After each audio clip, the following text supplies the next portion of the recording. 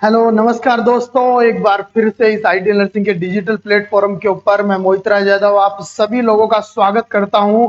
और आप सभी लोगों को पता है कि हम लोग जो है वो एक डिजिटल प्लेटफॉर्म के द्वारा जुड़े हुए हैं। आप हमारे से लगातार जुड़े हुए हो, तो इसी बेस के ऊपर एक बेहतरीन क्वेश्चन सेशन, एक बेहतरीन क्लास आपके सामने है।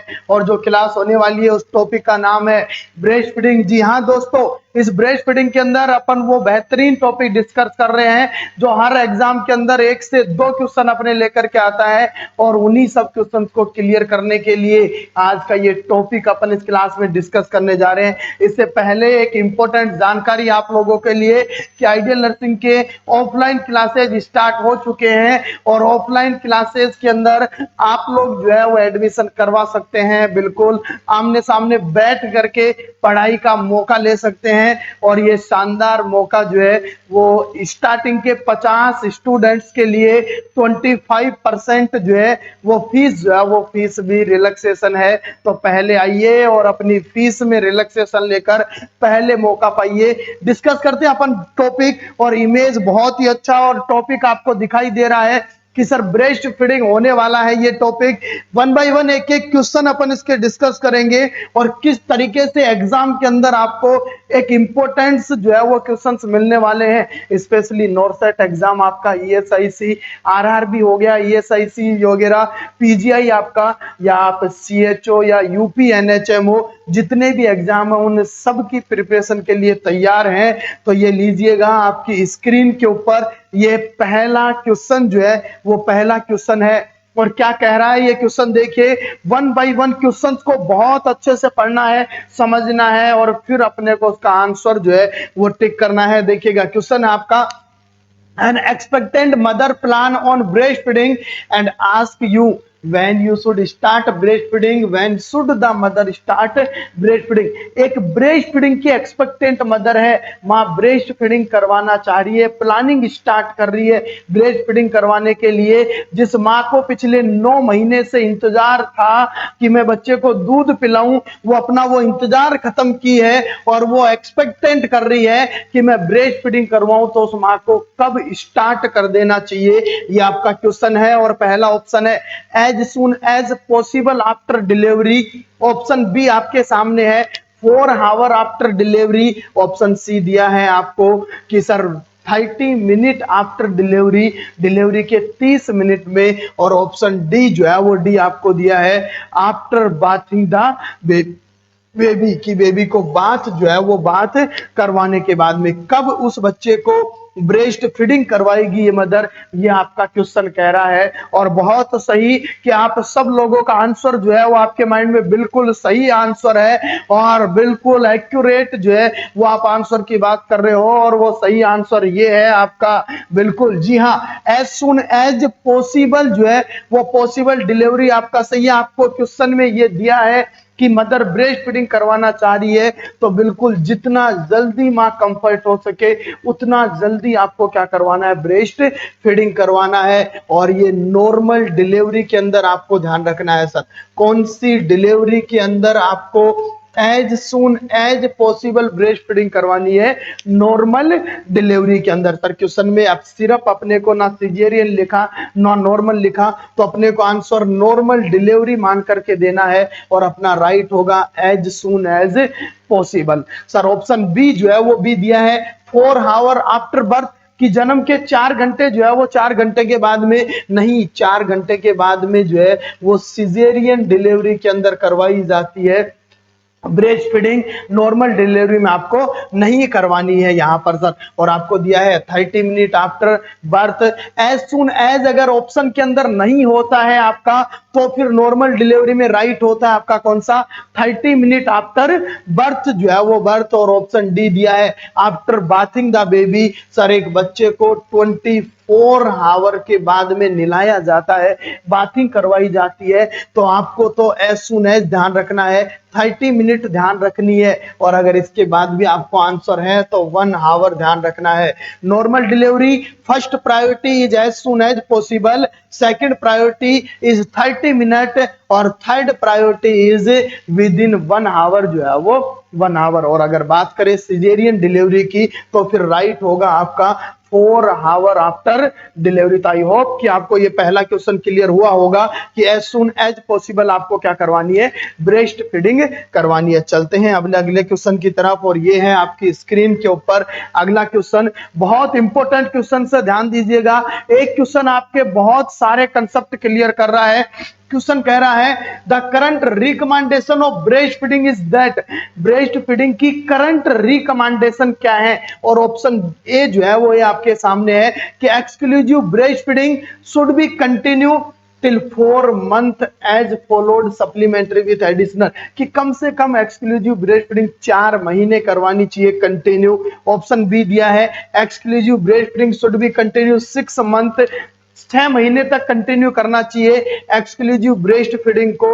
ऑप्शन सी दिया है आपको कि cholesterol is the most suitable food for newborn baby but it is the best avoid in first 2 days, कि कोलेस्ट्रॉल अच्छा फूड है बच्चे के लिए लेकिन स्टार्टिंग के 2 दिन जो है वो उसको बंद कर देना चाहिए। और ऑप्शन डी है the baby should be allow the breast till 1 year of age, कि बच्चे को ब्रेस्ट फीडिंग 1 साल तक करवानी चाहिए। तो बिल्कुल आपके माइंड के अंदर जो आंसर आ रहा है वो आंसर जो है वो आप अप्रोप्रिएटली सही पहुंच रहे हो उस जगह पर कि सर करंट रिकमेंडेशन क्या होनी चाहिए ब्रेस्ट फीडिंग की। तो ये आपकी करंट रिकमेंडेशन है। ऑप्शन जो है वो ऑप्शन बी आपका राइट है कि sir exclusive breast feeding should be continue till 6 month, जो है वो 6 मंथ की एक्सक्लूसिव ब्रेस्ट फीडिंग जो है वो 6 महीने जो है वो 6 महीने तक आपको करवानी है। ये आपकी करंट रिकमेंडेशन है किसके रिगार्डिंग, ब्रेस्ट फीडिंग के रिगार्डिंग। सर ठीक है सर 6 मंथ तक कम से कम एक्सक्लूसिव, और एक्सक्लूसिव का मतलब है कि only mother milk, sir only mother milk, not even water. Sir पानी भी नहीं देना है आपको, सिर्फ माँ का दूध जो है वो माँ का दूध 6 महीने तक देना। कौन सी फीडिंग कहलाती है आपकी, एक्सक्लूसिव ब्रेस्ट फीडिंग। तो ये आपका बी ऑप्शन जो है यहाँ पर सही है। सर ऑप्शन ए लिखा है exclusive breast feeding should be continue 4 month, नहीं 6 महीने तक करवानी है। ऑप्शन सी है कि cholesterol is the most suitable food for newborn baby best avoid in first 2 days, की स्टार्टिंग के 2 दिन क्या कर दो, इसको अवॉइड कर दो। और ये कोलेस्ट्रॉल नहीं है, कोलेस्ट्रॉल लिखा हुआ है। सर कोलेस्ट्रॉल जो है वो कोलेस्ट्रॉल आपका नॉर्मली अमाउंट होना या प्रॉपर बॉडी रिक्वायरमेंट्स होना एक सूटेबल फूड है, लेकिन एक्सेसिव कोलेस्ट्रॉल होना it is the bad nutritive diet है। और आपको अवॉइड जो है वो avoid in first 2 days. Sir best avoid तो बिल्कुल नहीं करना है क्योंकि बॉडी के लिए स्टेरॉइड हार्मोन्स को स्टिमुलेट करता है कोलेस्ट्रॉल, तो बहुत जरूरी है। कोलेस्ट्रॉल फैट जो है वो फैट बहुत जरूरी है आपकी बॉडी के लिए। और शुरू के 2 दिन जो है वो बिल्कुल भी अवॉइड नहीं करना है। जो माँ का दूध है वो कंटिन्यू बच्चे को पिलाना है। तो यहाँ पर जो है वो यहाँ पर, लेकिन ये मोस्ट सुटेबल नहीं है, ये गलत ऑप्शन आपका।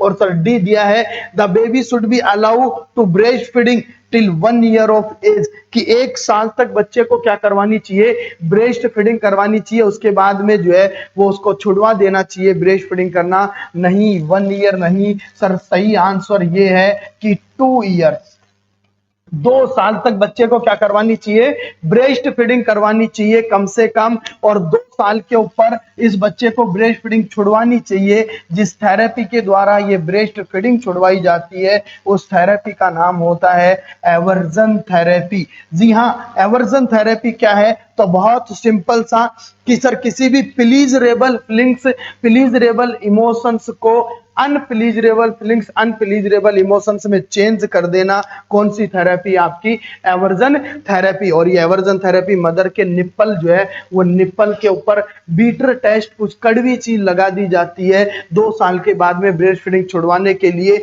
बच्चा माउथ के अंदर निप्पल लेगा, कड़वा लगेगा, उसको रिफ्यूज कर देगा, छोड़ देगा। उस थेरेपी को कहा है मैंने, कौन सी थेरेपी, एवर्जन थेरेपी। सही आंसर है कि क्या रिकमेंडेशन है, एक्सक्लूसिव ब्रेस्ट फीडिंग कम से कम टिल कितने मंथ तक, 6 महीने तक लगातार। पानी भी नहीं देना है। क्यों नहीं देना है, बात क्लियर कर लीजिए कि सर ब्रेस्ट फीडिंग के अंदर जो ब्रेस्ट मिल्क में वाटर होता है वो 86 से 88% होता है। जब इतना पानी, सर 100 ml जो है वो 100 ml मिल्क के अंदर लगभग 88 ml वाटर जो है वो वाटर होता है। तो क्या इससे ज्यादा जो है वो ज्यादा अपने को पानी की टंकी थोड़ी बनानी है बच्चे के अंदर सर, ठीक है। इसलिए अपने को पानी भी नहीं देना है, सिर्फ 6 महीने तक माँ का दूध पिलाना है। ये अपनी बेस्ट रिकमेंडेशन है, अपनी करंट रिकमेंडेशन है और एग्जैक्ट रिकमेंडेशन है। चलिएगा अगला क्वेश्चन है आपकी स्क्रीन के ऊपर, और ये है आपका नेक्स्ट क्वेश्चन। क्या कह रहा है क्वेश्चन देखिएगा। A client ask about the different between cow milk and breast milk. एक क्लाइंट ने पूछ लिया है कि काउ मिल्क और ह्यूमन मिल्क के अंदर क्या डिफरेंट होता है, क्या अलग होता है। The nurse should response that cow milk differ from human milk in that content. Nurse उसको रेस्पॉन्स कर रही है कि काउ मिल्क जो है वो डिफरेंट होता है ह्यूमन मिल्क से, लेकिन क्या डिफरेंस है ये लीजिएगा। ऑप्शन ए है कि काउ मिल्क के अंदर लेस प्रोटीन होता है, लेस कैल्शियम होता है और ज्यादा कार्बोहाइड्रेट होता है। काउ मिल्क के अंदर लेस प्रोटीन होता है, ज्यादा कैल्शियम होता है और ज्यादा कार्बोहाइड्रेट होता है, इसलिए ह्यूमन मिल्क से अलग है। काउ मिल्क के अंदर मोर प्रोटीन होता है, लेस कैल्शियम होता है या फ्यूअर कम कार्बोहाइड्रेट होता है। ऑप्शन डी है आपका कि ज्यादा प्रोटीन होता है, ज्यादा कैल्शियम होता है, कम कार्बोहाइड्रेट होता है। काउ मिल्क से अलग है ह्यूमन मिल्क जो है वो ह्यूमन मिल्क क्यों है, ऐसा क्या होता है काउ मिल्क में कम या ज्यादा जिसकी वजह से ह्यूमन मिल्क से उसको अलग माना जाता है। तो ये आपका सही जवाब यहां पर कौन सा होगा। और बिल्कुल आप जो जवाब सोच रहे हैं वो बिल्कुल नहीं है, सही ये है भैया आपका डी जो आंसर है वो डी सही जवाब है कि काउ मिल्क जो है वो काउ मिल्क से आपका डिफरेंट है ह्यूमन मिल्क में, क्योंकि गाय के दूध के अंदर ज्यादा प्रोटीन होता है ह्यूमन मिल्क से, गाय के दूध के अंदर ज्यादा कैल्शियम होता है और सर काउ मिल्क में फ्यूअर कार्बोहाइड्रेट कम जो है वो कम कार्बोहाइड्रेट होता है। तो ये लीजिएगा पूरा कंपोजिशन जो है वो मैं आप लोगों को दिखा देता हूं कि किस तरीके से डिफरेंट होता है। लीजिएगा सर प्रोटीन जो है वो प्रोटीन काउ मिल्क के अंदर 3.2 ग्राम जो है वो 3.2 ग्राम होता है आपका, जबकि सर ह्यूमन मिल्क के अंदर 1.1। तो सर ज्यादा प्रोटीन हुआ, मोर प्रोटीन होता है काउ मिल्क जो है वो काउ मिल्क के अंदर। सर दूसरी बात कि सर फैट 4.1 ग्राम होता है काउ मिल्क में और ह्यूमन मिल्क में 3.4 जो है वो 4 होता है। सर लैक्टोज कार्बोहाइड्रेट जो मिल्क के अंदर प्रेजेंट होता है, चाहे वो काउ मिल्क है, चाहे बेफेलो है, चाहे ह्यूमन मिल्क है, जो फॉर्म कार्बोहाइड्रेट की प्रेजेंट होती है वो होती है लैक्टोज। एक प्रकार का डाइसैकेराइड फॉर्म होता है लैक्टोज कार्बोहाइड्रेट का और 4.4 काउ मिल्क में होता है, जबकि ह्यूमन मिल्क में 7.4। तो सर लेस जो है वो लेस कार्बोहाइड्रेट होगा। जी हाँ, CHO नहीं है, कार्बोहाइड्रेट जो है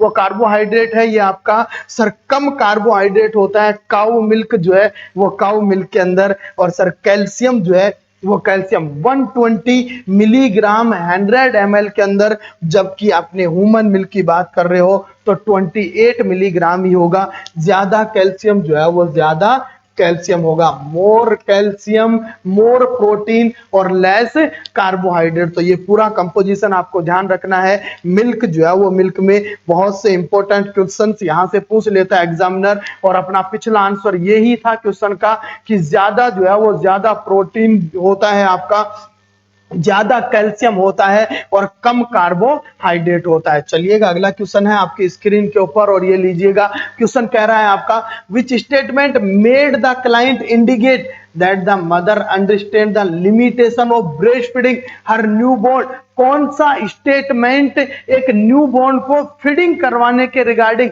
लिमिटेशन है, सही जो है वो सही है। कौन सी बात सही है यहां पर नीचे लिखी हुई में से एक बच्चे को जब मां फीडिंग करवा रही है, पहला ऑप्शन है breast feeding my infant consistency every 2 to 3 hour stop ovulation and my periods. माँ ये कह रही है कि मैं मेरे बच्चे को 2 से 3 घंटे तक कंटिन्यूअसली अगर ब्रेस्ट फीडिंग करवाती हूँ, एवरी 2 to 3 आवर सॉरी हर 2 से 3 घंटे में करवाती हूँ, तो मेरे ओव्यूलेशन स्टॉप होने का चांसेज है या माई पीरियड्स माई मेंशन जो है वो मेरा मेंस्ट्रुअल साइकिल स्टॉप होने का चांसेज है या सप्रेस कम होने का चांसेज है। क्या ये बात सही है ब्रेस्ट फीडिंग के रिगार्डिंग?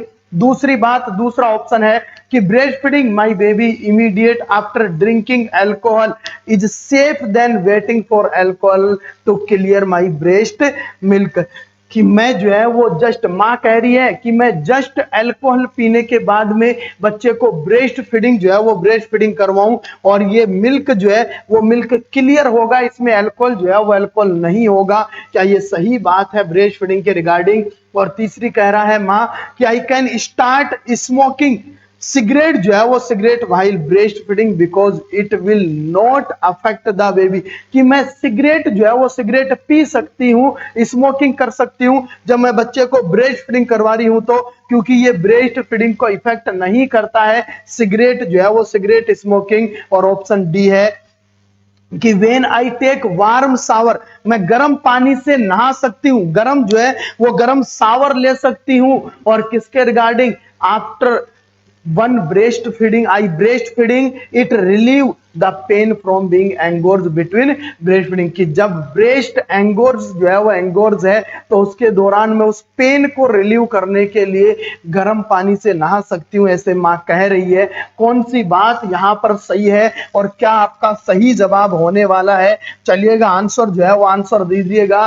और बिल्कुल आप जो आंसर दे रहे हैं वो आंसर कहीं ना कहीं आपका बिल्कुल सही हो रहा है, लेकिन कुछ लोग गलत आंसर भी दे रहे हैं यहाँ पर। और चलिएगा सही क्या है जवाब? और सही ये है सर आपका ए जो है वो ये ऑप्शन ये बिल्कुल सही है कि breast feeding my infant consistency every 2 to 3 hour, हर 2 से 3 घंटे में अगर मैं ब्रेस्ट फीडिंग करवाती हूं तो स्टॉप हो सकता है ovulation and my periods my mention. इसका मतलब जब मां ब्रेस्ट फीडिंग करवाएगी तो एक हार्मोन सीक्रेट होगा जिसका नाम है आपका प्रोलैक्टिन सर। और ये प्रोलैक्टिन हार्मोन ओवुलेशन सप्रेशन के लिए और मेंशन पीरियड सप्रेशन के लिए रेस्पॉन्सिबल हार्मोन है। तो ये बेस्ट आंसर है आपका कौन सा? ए जो है वो ए आंसर। सर देखिएगा आपका बी जो है वो बी क्या कह रहा है, क्यों गलत है ये बी आंसर? मदर कह रही है क्या पीने के बाद? अल्कोहल जो है वो अल्कोहल पीने के बाद। अरे भैया अल्कोहल पीने के बाद अगर माँ जो है वो बच्चे को दूध पिला रही है तो ये अल्कोहल इमीडिएटली जो है वो क्रॉस कर जाता है, ब्रेस्ट फीडिंग के द्वारा बच्चे में आ जाएगा। बच्चा भी अल्कोहल पी रहा होगा अगर माँ अल्कोहल पी करके फीडिंग करवा रही है तो, और उस बच्चे को इफेक्ट देखने को मिलेगा। इसलिए ये गलत स्टेटमेंट है। कभी भी फीडिंग जो है वो फीडिंग से पहले आपको अल्कोहल जो है वो अल्कोहल या इमीडिएटली जो है वो आफ्टर अल्कोहल नहीं ड्रिंक करना है। चलिएगा कह रहा है I can start smoking cigarette, बस अल्कोहल पीने के बाद यही कमी रह रही थी और इस कमी को भी माँ ने पूरा कर दिया है कि मैं स्टार्टिंग कर दूं स्मोकिंग करने की, सिगरेट पीने के बाद में फीडिंग करवाऊं या इसका कोई इफेक्ट नहीं आएगा सिगरेट पीऊंगी तो। सर ये निकोटीन होता है इसके अंदर और ये जो निकोटीन कंटेंट है ये भी ब्रेस्ट मिल्क के द्वारा ट्रांसफर हो जाता है तो बच्चे को इसका भी आपको इफेक्ट देखने को मिलेगा, गलत है। और माँ ये कह रही है warm shower after I breast feeding it will relieve the pain, क्योंकि ब्रेस्ट एंगोर्जमेंट का केस है, पेन रिलीव नहीं होगा, ज्यादा पेन होने के चांसेस है अगर मदर जो है वो वार्म शावर ले रही है, गर्म जो है वो गर्म पानी से नहा रही है तो ये बात भी गलत है और सही है आपका ऑप्शन ए जो है वो ए भैया। चलिएगा अगला क्वेश्चन है आपकी स्क्रीन के ऊपर और क्या कह रहा है ये क्वेश्चन देखिएगा। क्वेश्चन ने कहा है आपको कि component of good attachment all are include except, sir component पूछा है गुड अटैचमेंट का, सही अटैचमेंट जो है वो अटैचमेंट का कंपोनेंट पूछा है। ऑल आर सारे सही अटैचमेंट है लेकिन एक्सेप्ट कुछ को छोड़ करके कि सर कोई एक जो है वो एक ऐसा गलत कंपोनेंट है, बाकी 3 सही कंपोनेंट है। अपने को तो एक्सेप्ट को लेकर आना है, गलत बात को लेकर आना है। चलिएगा most of areola in the baby mouth, जब माँ फीडिंग करवा रही है तो एरियोला जो है वो बेबी के माउथ में होना चाहिए। जो निप्पल के सराउंडिंग डार्क जो है वो डार्क कलर होता है ब्रेस्ट का, वो कलर आपका एरियोला कहलाता है। वो एरियोला जो है वो मोस्टली बच्चे के माउथ के अंदर होना चाहिए जब फीडिंग करवा रही है तो माँ। बेबी लोअर लिप इवर्टेड, बच्ची जो है वो बच्चे का लोअर लिप इवर्टेड बाहर की तरफ निकला हुआ होना चाहिए, तब गुड अटैचमेंट हो रहा होगा। Baby chin touch the mother breast, baby की चिन जो है वो माँ के ब्रेस्ट के टच होनी चाहिए गुड अटैचमेंट के दौरान। और ऑप्शन डी है बेबी लोअर लिप इन्वर्टेड, कि बच्चे का लोअर लिप जो है वो इन्वर्टेड होना चाहिए, अंदर की तरफ होना चाहिए। कौन सी बात गलत है गुड अटैचमेंट के दौरान? क्योंकि यहां पर अपने से बात कर रहा है एक्सेप्ट जो है वो एक्सेप्ट की। और सर गुड अटैचमेंट के दौरान क्या सही है क्या गलत है, अपने को गलत देना है यहाँ पर, तो ये लीजिएगा, ये नहीं होना चाहिए, ये एक्सेप्ट है आपका कि बेबी लोअर लिप इन्वर्टेड, बच्चे का लोअर लिप जो है वो इन्वर्टेड अंदर की तरफ जो है वो अंदर की तरफ होना, ये बिल्कुल गुड अटैचमेंट का साइन नहीं है। तो क्या है सर गुड अटैचमेंट का साइन है? ज्यादातर एरियोला बेबी के माउथ में होना चाहिए, लोअर लिप इन्वर्टेड होना चाहिए बाहर की तरफ, और baby chin touch the mother breast, जो है वो मदर ब्रेस्ट माँ के ब्रेस्ट के उसकी चिन जो है वो टच होनी चाहिए। तो यहाँ पर आपका डी जो है वो डी एक्सेप्ट है। और ये गुड अटैचमेंट जो है वो गुड अटैचमेंट को मैंने यहाँ पर प्रेजेंट कर दिया है।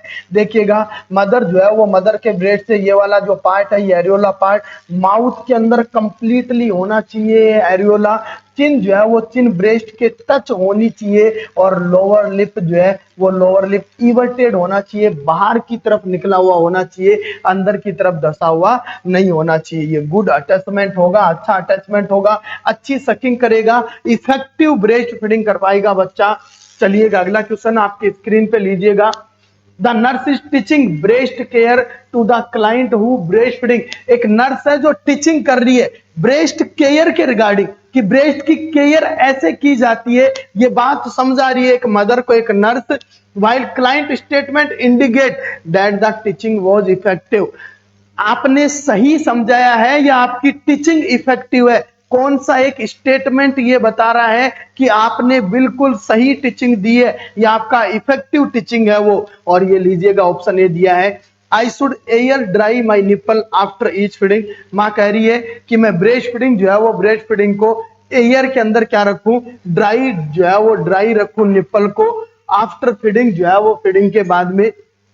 ऑप्शन बी है mild soap is appropriate for washing my breast, कि मैं माइल्ड सोप से वॉश जो है वो वॉश करूं मेरे ब्रेस्ट जो है वो ब्रेस्ट को, ये बात ये टीचिंग की गाइडलाइन सही है। ऑप्शन सी है आपका my breast pad should be lined with plastic sealed, कि मैं मेरे ब्रेस्ट जो है वो ब्रेस्ट को एक प्लास्टिक सील्ड जो है वो सील्ड के अंदर ऐसा पैड वियर करूं, ऐसा पैड लगा कर रखूं जो प्लास्टिक जो है वो प्लास्टिक का हो। और ऑप्शन डी दिया है I will remove my brassieres before I go to bed at night time, कि जब मैं रात को जो है वो नाइट टाइम बेड पे जाऊं तो मैं रिमूव करूं ब्रासरीज जो है वो ब्रासरीज को। यहाँ पर ये चार ऑप्शन जो है वो चार ऑप्शन है। और क्वेश्चन जो है वो क्वेश्चन क्या सही कह रहा है? आपका क्वेश्चन एक बार मैं फिर से आपको बता रहा हूं, आपका क्वेश्चन ये कहा है कि नर्स ने एक माँ को टीचिंग दी है, चार में से कौन सी बात आपको सही लग रही है जिसके ऊपर आप ये कह सकते हो कि हमारी टीचिंग इफेक्टिव है? जो हमने कहा है माँ को वो माँ इफेक्टिवली, अगर इनमें से कोई एक काम जो है वो सही काम है, बाकी तीन बात गलत है इसके अंदर। और चलिएगा आंसर जो है वो आंसर आने दीजिएगा भैया। और आपका जो आप सोच रहे हैं वो बिल्कुल भी आंसर नहीं है। आप सोच रहे हैं यहां पर कि सर माइल्ड सोप से अप्रोप्रिएट वॉश करना चाहिए ब्रेस्ट को, जी नहीं, यहां पर सही आंसर है ऑप्शन ए जो है वो ऑप्शन ए। सर यहां पर ऑप्शन ए बिल्कुल सही है, I should air dry my nipple after each feeding, ये बात सही है, इफेक्टिव टीचिंग है आपकी। अगर माँ जो है वो फीडिंग के बाद में निप्पल जो है वो निप्पल को ड्राई रख रही है एयर जो है वो एयर के अंदर, तो ये बिल्कुल इफेक्टिव टीचिंग है। सर ऑप्शन बी क्या गलत हो गया आपका? आप कह रहे हो कि माइल्ड सोप से अप्रोप्रिएट वॉश करे मदर जो है वो मदर ब्रेस्ट को, अगर वॉश करेगी माँ सोप से तो सर उस निप्पल के क्या होने के चांसेस है? क्रैक्ड होने के चांस है, क्योंकि आपका जो सोप होता है जो साबुन होता है वो साबुन एक्स्ट्रा ड्राई करता है, ब्रेस्ट को क्या कर देगा, बहुत ज्यादा ड्राई कर देगा, निप्पल क्रैक होगा, और निप्पल क्रैक हो जाएगा तो माँ को जब फीडिंग करवाएगी उस फीडिंग के दौरान डिफिकल्टी होगी, माँ जो है वो माँ को पेन होगा फीडिंग के दौरान, इसलिए कभी भी माइल्ड सोप अप्रोप्रिएट नहीं होगा।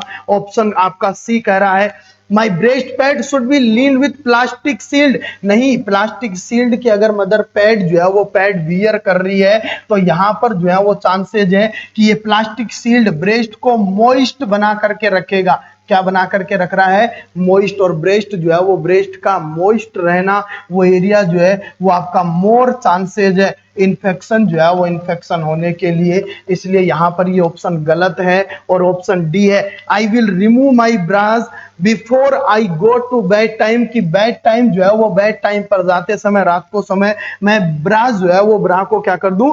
रिमूव कर दूं। ये माँ कह रही है गलत बात है ये भी, क्योंकि अगर माँ जो है वो स्टार्टिंग के 2 से 3 वीक तक अगर ब्रा रिमूव करती है तो यहां पर माँ को ज्यादा चांसेज है टिश्यू इंजरी जो है वो टिश्यू इंजरी होने के, तो ये टिश्यू इंजरी को रोकता है प्रॉपर जो है वो प्रॉपर ब्रा आपका।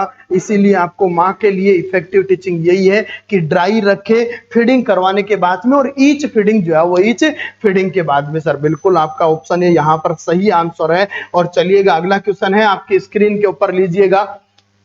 In breastfeeding infant, less chances of enteric fever is due to, breast feeding के अंदर एंट्रिक फीवर के कम चांसेज हैं। क्यों जो है वो, क्यों ऐसा क्यों, इसका क्या होता है ब्रेस्ट मिल्क में जो एंट्रिक फीवर नहीं होने देता?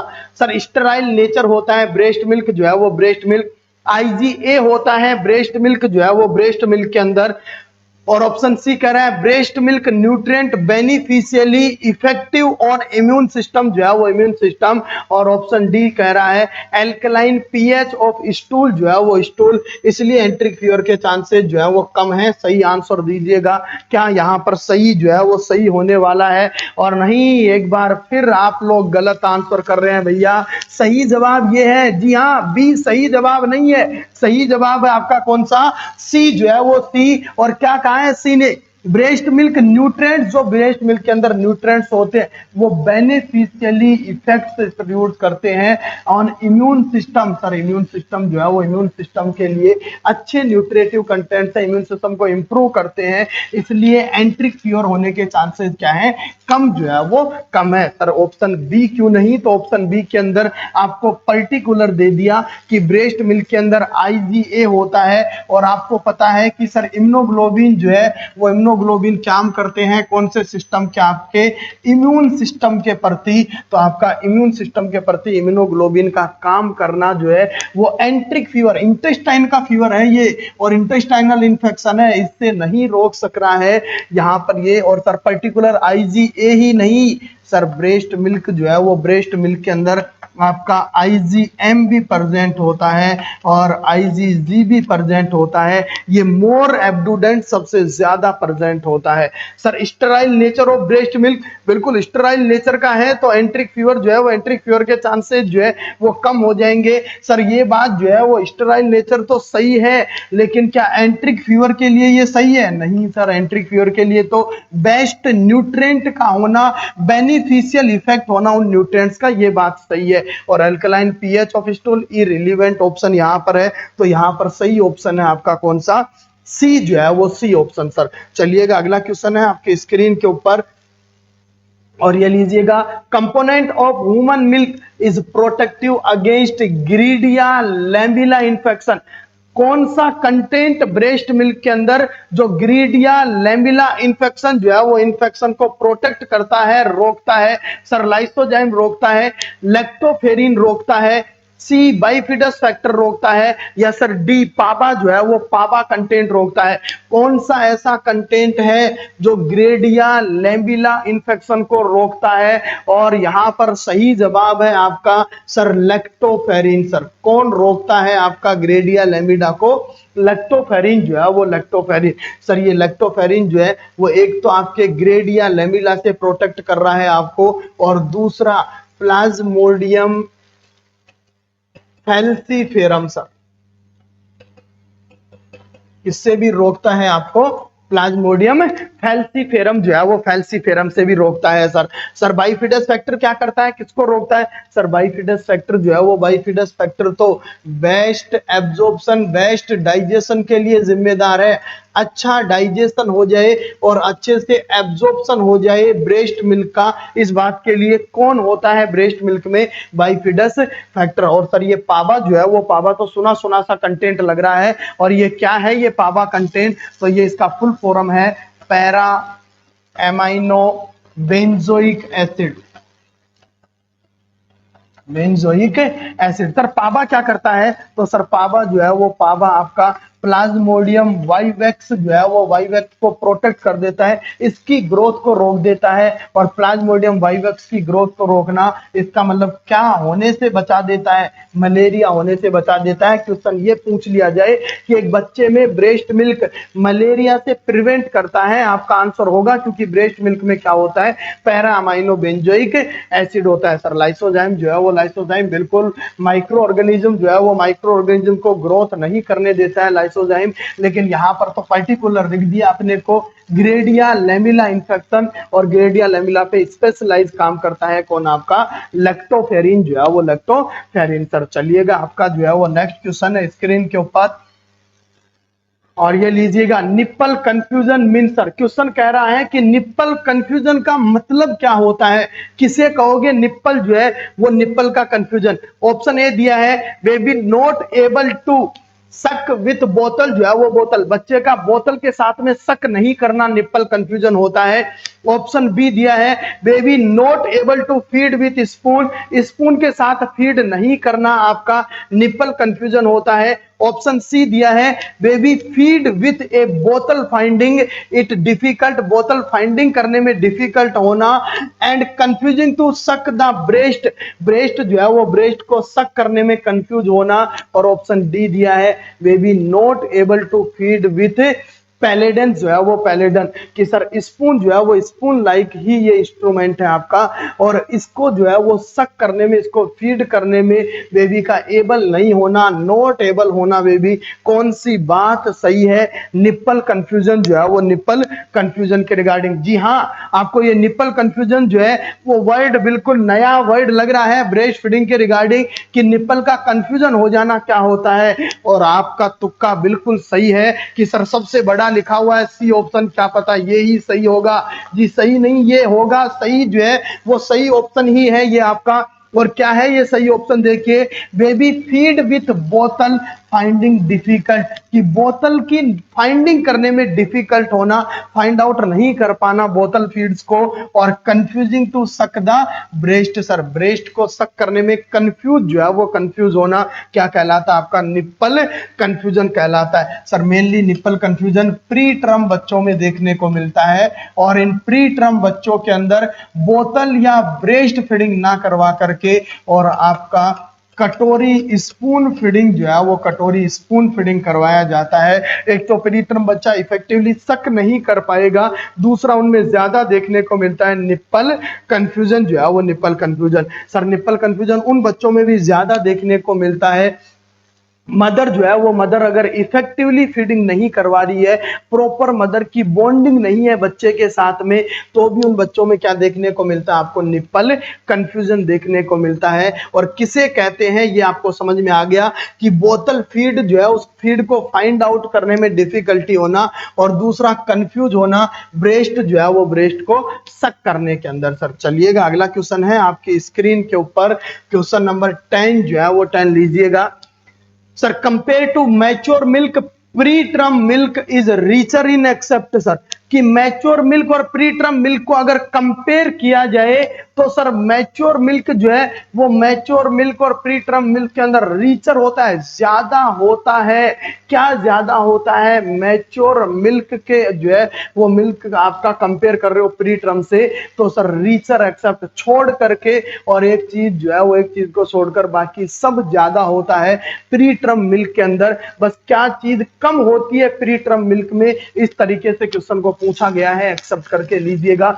सर प्रोटीन जो है वो प्रोटीन आपका जिंक जो है वो जिंक, सोडियम जो है वो सोडियम, और वाटर जो है वो वाटर। सर किस किस को कंपेयर कर रहे हो? मैच्योर मिल्क और प्री टर्म मिल्क। कहा है pre term is richer, pre term में ज्यादा होता है इन एक्सेप्ट एक को छोड़ करके बाकी सब ज्यादा होता है मैच्योर मिल्क से। सर चलिएगा आंसर यहाँ पर जो सही जवाब है कि प्री टर्म में सब ज्यादा है लेकिन एक चीज कम है, और वो प्री टर्म में वाटर कम होता है सर। प्री टर्म मिल्क के अंदर क्या कम होता है? वाटर जो है वो वाटर कम होता है। आपको क्लियर कर दूं कि what is pre term milk less than 37 week. Sir 37 week से पहले मदर के ब्रेस्ट से मिल्क जो है वो मिल्क का सीक्रेट हो जाना कौन सा मिल्क कहलाता है? Pre term. और ये मिल्क जो है वो थिक मिल्क होता है, जस्ट लाइक कोलेस्ट्रॉम होता है। गाढ़ा जो है वो गाढ़ा मिल्क होता है, और इस मिल्क के अंदर आपका वाटर जो है वो water compare to mature milk less होता है, कम देखने को मिलता है। तो यहां पर सही जवाब है अपना कौन सा? वाटर जो है वो वाटर। सर वाटर सबसे ज्यादा कौन से मिल्क के अंदर होता है? तो दो वर्ड और यहीं पर क्लियर कर लीजिएगा। एक होता है आपका फोर मिल्क और देन आपका हिंद मिल्क। क्या डिफरेंस है फोर मिल्क और हिंद मिल्क के अंदर? माँ टोटल 20 मिनट तक एक एपिसोड पूरा करती है ब्रेस्ट फीडिंग का, 10 मिनट एक ब्रेस्ट से फीडिंग करवाती है।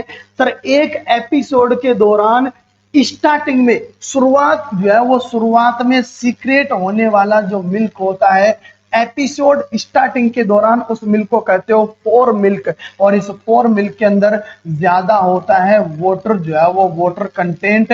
आप कह सकते हो कि foremilk are the responsible for fulfil the thirst need. Sir कौन सी नीड को फुलफिल करता है? थ्रस्ट नीड को फुलफिल करता है four milk. Sir mother feeding episode के एंडिंग टाइम जो है वो एंडिंग या फोर मिल्क के बाद में सीक्रेट होता है हिंद मिल्क, और इसके अंदर ज्यादा होता है आपका न्यूट्रेटिव कंटेंट। और nutritive content are responsible for hunger need. भूख को मिटाने के लिए कौन सा मिल्क जरूरी है बच्चे में? हिंद मिल्क। और प्यास मिटाने के लिए क्या जरूरी है? फोर मिल्क जो है वो फोर मिल्क। जो माँ फीडिंग करवाने लगती है तो जो मिल्क पहले सीक्रेट होता है वो फोर मिल्क है, उसमें ज्यादा पानी होता है। प्री टर्म मिल्क गाढ़ा होता है, इसमें पानी क्या होता है? कम होता है मैच्योर मिल्क के कंपेरेटिवली। सर चलिएगा अगला क्वेश्चन है आपकी स्क्रीन के ऊपर, और क्या कह रहा है ये क्वेश्चन लीजिएगा। What client behavior indicate to the nurse that a woman need further teaching about breastfeeding her newborn? बहुत शानदार क्वेश्चन और एक इफेक्टिव क्वेश्चन आपका कि इस लेवल तक एग्जाम के अंदर क्वेश्चन बन सकता है, तो ये बेहतरीन तैयारी होनी चाहिए हमारी। क्या कह रहा है कि client behaviour indicate nurse that woman need further teaching, कि नर्स जो है वो नर्स को दोबारा टीचिंग करवानी पड़ेगी, दोबारा बताना पड़ेगा माँ को about breast feeding her newborn, बच्चे की फीडिंग के रिगार्डिंग। इसका मतलब कोई एक ऐसी गलती कर रही है माँ फीडिंग जो है वो फीडिंग के दौरान, जिस गलती के बारे में माँ को दोबारा बताना पड़ेगा कि ऐसा नहीं करना है आपको। बाकी तीन ऑप्शन आपके सही है यहाँ पर कि तीन बात तो माँ सही कर रही है, लेकिन एक गलत जो कर रही है उसके रिगार्डिंग आप टीचिंग दे रहे हो।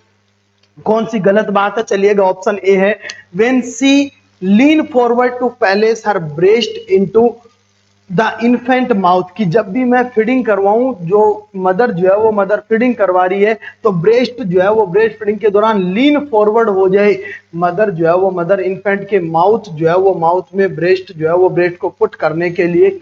ऑप्शन बी है आपका if she hold the infant level with her breast while in sideline position, कि फीडिंग करवाते समय ब्रेस्ट लेवल के ऊपर ब्रेस्ट के बराबर बच्चे को रखा जाए और साइडलाइन पोजीशन में होल्ड करके फीडिंग करवाई जाए। ऑप्शन सी दिया है if she touch her nipple to the infant chick that being the feeding. Sir कि निप्पल जो है वो निप्पल को टच करते समय चिक जो है वो चिक को आपको टच करना है पहले, जब बच्चे को फीडिंग करवाना स्टार्ट कर रहे हो, निप्पल उसके माउथ में देने वाले हो तो उसके पहले लिप्स कॉर्नर या चिक्स को आपको टच कर देना है। क्या ये बात जो है वो गलत है जिसके रिगार्डिंग केयर दोगे, या फिर ये गलत है कि when she put her finger in the infant mouth to breast off sucking after feeding, feeding करने के बाद में जब माँ से बच्चे को सेपरेट कर रहे हो, हटा रहे हो, तो उस समय आपका फिंगर जो है वो फिंगर बच्चे के माउथ में दो और फिर बच्चे को हटाओ। सर कौन सी बात गलत है जिसके रिगार्डिंग आपको दोबारा टीचिंग करना पड़ेगा, मदर को दोबारा पढ़ाना पड़ रहा है, और वो कौन सी बात है? तो वो ये है आपका ऑप्शन ए जो है वो है। क्या गलत कहा है मदर ने कि when she lean forward to place breast into infant mouth, कि जब मैं बच्चे को फीडिंग करवा रही हूं और बच्चे के माउथ के अंदर जो है वो निप्पल या ब्रेस्ट दिया जा रहा है, तो लीन फॉरवर्ड हो जाओ, आगे की तरफ बिल्कुल ऐसे झुक करके, और फिर मदर जो है वो फीडिंग करवाए। सर बिल्कुल गलत बात है, ये आपको समझाना पड़ेगा माँ को कि जब फीडिंग करवा रहे हो तो फीडिंग करवाते समय आपकी जो पोजीशन होगी वो पोजीशन सिटिंग पोजीशन होनी चाहिए, आपकी जो पोजीशन होगी वो साइड लाइन पोजीशन होनी चाहिए, या आपकी जो पोजीशन होगी वो फुटबॉल होनी चाहिए। ये 3 पोजीशन में आपको फीडिंग करवानी है, इसके अलावा लीन फॉरवर्ड होकर फीडिंग नहीं करवानी। या तो बैठ करके दूध पिलाए माँ, या मदर जो है वो LSCS है या कंफर्टेबल नहीं है सिटिंग के दौरान, तो माँ साइड लाइन पोजीशन में होकर के बच्चे को दूध पिलाए,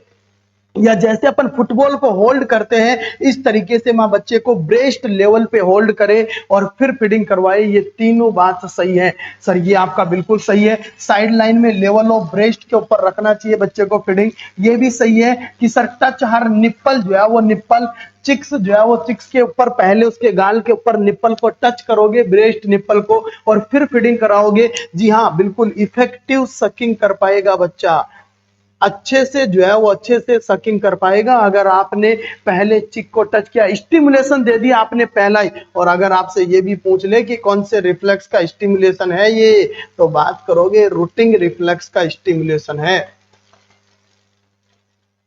इस रिफ्लेक्स के रिगार्डिंग अपन पहले स्टिमुलेट दे दिए, अब अपना बच्चा अच्छे से क्या करेगा, सक करेगा। सही बात है, ऐसे करके माँ को फीडिंग करवानी चाहिए। और ऑप्शन डी कहा है when she put her finger in the infant mouth to bear break the sucking after breast feeding, की जब छुड़वा रहे हो तो आपका फिंगर जो है वो बच्चे के माउथ में होना चाहिए। जी हाँ, बच्चे के माउथ में पहले फिंगर पुट कर दो, फिर उस बच्चे को क्या करो, पुट जो है वो पुट करने के बाद में आप क्या करो, उसको ब्रेस्ट से हटाइए। अगर आपने विदाउट फिंगर किए हुए माँ के ब्रेस्ट से बच्चे को सेपरेट किया तो वो बच्चा जो है वो निप्पल जो है वो निप्पल को सक करता रहेगा, आप मदर से दूर करते रहोगे और टिश्यू इंजरी होने के चांसेस ज्यादा हैं।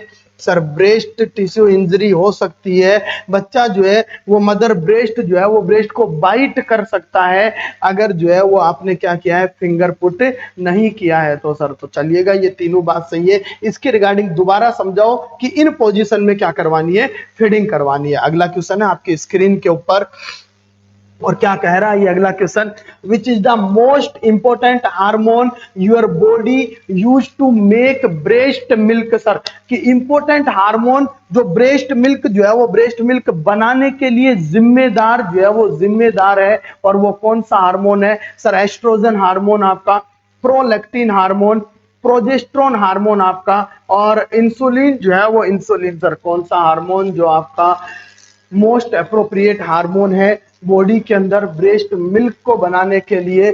जी हाँ, बिल्कुल सही जवाब है आपका कि सर वो हार्मोन है आपका कौन सा, प्रोलैक्टिन जो है वो प्रोलैक्टिन। ध्यान से रखना, अगर एग्जामिनर का क्वेश्चन आपका ये आ गया है कि स्ट्रॉन्गेस्ट हार्मोन का नाम बताओ जो ब्रेस्ट फीडिंग के रिगार्डिंग होता है, आंसर दोगे प्रोलैक्टिन। कौन सा हार्मोन आपका, प्रोलैक्टिन। आपसे ये पूछ ले कि स्ट्रॉन्गेस्ट स्टिमुलाई का नाम बताओ, ऐसा कौन सा स्टिमुलाई जो सबसे स्ट्रॉन्ग स्टिमुलाई है ब्रेस्ट फीडिंग के रिगार्डिंग, ब्रेस्ट मिल्क के रिगार्डिंग, तो आपका वहां पर होगा सकिंग। सर कौन सा स्ट्रॉन्ग है, सकिंग जो है वो सकिंग। सर पूरा हार्मोन प्रोसेस भी आपको बता दे रहा हूं, जब भी फीडिंग करवाई जाती है या ब्रेस्ट मिल्क प्रोडक्शन होता है तो उसकी कुछ फिजियोलॉजिकल प्रोसेस है। पहली फिजियोलॉजिकल प्रोसेस का नाम होता है मेमोजेनेसिस, मेमोजेनेसिस। सर दूसरी जो फिजियोलॉजिकल प्रोसेस नाम है लैक्टोजेनेसिस। थर्ड वन आपका फिजियोलॉजिकली प्रोसेस ब्रेस्ट मिल्क बनाना निकालना, कैसे बनता है कैसे निकलता है, प्रोसेस का नाम है गलैक्टोकाइनेसिस। और फोर्थ वन आपका ब्रेस्ट मिल्क के रिगार्डिंग प्रोसेस है गलैक्टोपोइसिस। सर क्या है ये 4 प्रोसेस आपकी, क्या कह रहा है ये कि सर मेमोजेनेसिस ब्रेस्ट सेल का डेवलप होना, ब्रेस्ट का जो मिल्क फिलिंग स्पेस है, मिल्क फिलिंग जो सेल है, जो डक्ट है, ब्रेस्ट डक्ट, उन ब्रेस्ट डक्ट का बनना, मैच्योर होना या ब्रेस्ट का ग्रोथ जो है वो ग्रोथ होना क्या कहलाता है? आपका मेमोजेनेसिस कहलाता है। और ये कौन सा हार्मोन करवाता है? तो आपका आंसर होगा सर एस्ट्रोजन करवाता है। प्रोजेस्टेरोन जो है वो प्रोजेस्टेरोन करवाता है, और एचपीएल जो है वो एचपीएल करवाता है sir, human placental luteinizing hormone जो है वो करवाता है। ये तीन हार्मोन मेमोजेनेसिस के लिए जिम्मेदार है। क्या करवाते हैं? ब्रेस्ट सेल की ग्रोथ करवाते हैं। जब ब्रेस्ट सेल की ग्रोथ हो गई तो लैक्टोजेनेसिस क्या होता है सर? मिल्क का सिंथेसिस होना, मिल्क का सिंथेसिस, मिल्क का बनना, ब्रेस्ट जो है वो ब्रेस्ट सेल्स के अंदर फिल होना डक्ट के अंदर, और उस मिल्क का बनना जो है वो बनना कहलाता है आपका मिल्क सिंथेसिस। प्रोसेस का नाम है लैक्टोजेनेसिस, और इसके लिए रेस्पॉन्सिबल हार्मोन है प्रोलैक्टिन जो है वो प्रोलैक्टिन हार्मोन। सर गैलेक्टोकाइनेसिस क्या है? सर गैलेक्टोकाइनेसिस है मिल्क इजेकुलेट हो जाना, मिल्क इजेकुलेशन। जो मिल्क अब ब्रेस्ट के अंदर भरा हुआ है उस मिल्क का बाहर निकल जाना आपका मिल्क इजेकुलेशन कहलाता है। प्रोसेस का नाम होता है गैलेक्टोकाइनेसिस। सर गैलेक्टोकाइनेसिस जो है वो गैलेक्टोकाइनेसिस या मिल्क इजेकुलेशन को लेट डाउन रिफ्लेक्स के नाम से भी जाना जाता है। और बहुत इंपॉर्टेंट क्वेश्चन है एग्जाम का कि what is let down reflex? Milk ejaculation is the let down reflex. आपसे पूछ ले what process is responsible for let down reflex, answer is galactokinesis. और ये पूछ ले what hormone is responsible for galactokinesis, the answer is oxytocin, जिसको आप love hormone के नाम से भी जानते हो। ये ऑक्सीटोसिन हार्मोन ब्रेस्ट से मिल्क को बाहर निकलवाने के लिए जिम्मेदार होता है। और लास्ट प्रोसेस है गैलेक्टोपोइसिस जो है वो गैलेक्टोपोइसिस टिल फीडिंग। जब तक मदर ब्रेस्ट फीडिंग करवा रही है तब तक ब्रेस्ट के अंदर मिल्क जो है वो मिल्क का प्रोडक्शन होते रहना, मिल्क का बनते रहना गैलेक्टोपोइसिस होता है। और जी हाँ, इसके लिए भी जिम्मेदार हार्मोन है कौन सा? आपका प्रोलैक्टिन हार्मोन। इसीलिए कहा है अपन ने कि most important hormone your body you make the breast milk. कौन सा हार्मोन बनाता है या ब्रेस्ट फीडिंग के लिए सबसे स्ट्रॉन्गेस्ट हार्मोन कौन सा है? This answer is the prolactin. Sir चलिएगा अगला क्वेश्चन है आपकी स्क्रीन के ऊपर, और क्या कह रहा है ये क्वेश्चन? आपका क्वेश्चन कह रहा है the benefits of the technique show below all over the following except. ये जो टेक्निक, ये जो इमेज आपको दिखाई दे रही है, इस इमेज जो है वो इमेज से आपके सारे के सारे बेनिफिट हैं, लेकिन एक्सेप्ट कोई एक बेनिफिट इस इमेज जो है वो इमेज से नहीं मिलता है, ऐसी फीडिंग से नहीं मिलता है, बाकी सब बेनिफिट मिलते हैं। तो कौन सा नहीं मिलता है? लीजिएगा आपका ऑप्शन ये है प्रोटेक्ट फ्रॉम नियोनेटल जॉन्डिस, कि ऐसी फीडिंग जॉन्डिस को प्रोटेक्ट करती है, ये इसका बेनिफिट नहीं है। Option B protect from hypothermia, कि ऐसी केयर ऐसी फीडिंग जो है वो आपका हाइपोथर्मिया को रोकता है, ये इसका जो है वो इसका बेनिफिट नहीं है। ऑप्शन सी है decrease duration of hospital stay, कि इस तरीके की टेक्निक जो है वो हॉस्पिटल स्टे को कम कर देती है, कि जो बच्चा 7 दिन रहने वाला होता है वो 5 दिन ही हॉस्पिटल में स्टे करेगा। इस तरीके की टेक्निक जो है वो टेक्निक के ऊपर क्या ये उसका बेनिफिट नहीं है? और ऑप्शन डी दिया है प्रमोट एक्सक्लूसिव ब्रेस्ट फीडिंग, की एक्सक्लूसिव ब्रेस्ट फीडिंग को प्रमोट करती है, ये इसका बेनिफिट नहीं है। और ये कौन से जो है वो कौन सा इसका बेनिफिट नहीं है, ये आपसे क्वेश्चन में पूछ लिया है। चलो आपके लिए मैं हिंट पेश कर देता हूं यहां पर कि benefit of the technique so below और ऑफ द फॉलोइंग एक्सेप्ट। सबसे पहला हिंट कि आपको एक्सेप्ट करके बताना है, आपको छोड़ करके बताना है कि इसमें से कौन सा नहीं है। इसका मतलब 3 बात सही है। और दूसरा सबसे इंपॉर्टेंट हिट जहां से आप आंसर निकाल कर ले आओगे कि ये जो बेनिफिट है, ये जो केयर है, ये केयर कौन सी है? केएमसी जो है वो केएमसी है। जी हाँ, ये कंगारू मदर केयर जो है वो कंगारू मदर केयर है। और इस कंगारू मदर केयर का कौन सा बेनिफिट नहीं है, बस ये क्वेश्चन है आपका। और अब आपका आंसर जो है वो आंसर इन दोनों हिंट से निकल रहा है, और बहुत सही कि आप सही आंसर दे रहे हो, बिल्कुल सही है। आपका ए जो है वो ए कि protect from neonatal jaundice. Sir, kangaroo mother care बच्चे को जॉन्डिस होने से नहीं बचाता है, प्रमोट नहीं करता है। हाँ, हाइपोथर्मिया से प्रमोट करता है। कंगारू मदर केयर एक प्रकार का वार्म चेन का टेक्निक है कि आप वार्म चेन मेंटेन करने के लिए केएमसी जो है वो केएमसी कंगारू मदर केयर दे सकते हो। जी बिल्कुल सही है। Decrease duration of the hospital stay, kangaroo mother care का कंपोनेंट, उस कंपोनेंट का बहुत इंपॉर्टेंट कंपोनेंट कि हॉस्पिटल स्टे कम हो जाता है जब बच्चा कंगारू मदर केयर पे रहता है। और जहां कंगारू मदर केयर जो है वो एक्सक्लूसिव ब्रेस्ट फीडिंग को बढ़ाता है, प्रमोट जो है वो प्रमोट करता है। तीनों बात सही है, एक गलत बात कि ये जॉन्डिस को नहीं रोकता है। तो ये आपका जो है ये क्वेश्चन आपका क्लियर जो है वो क्लियर है भैया।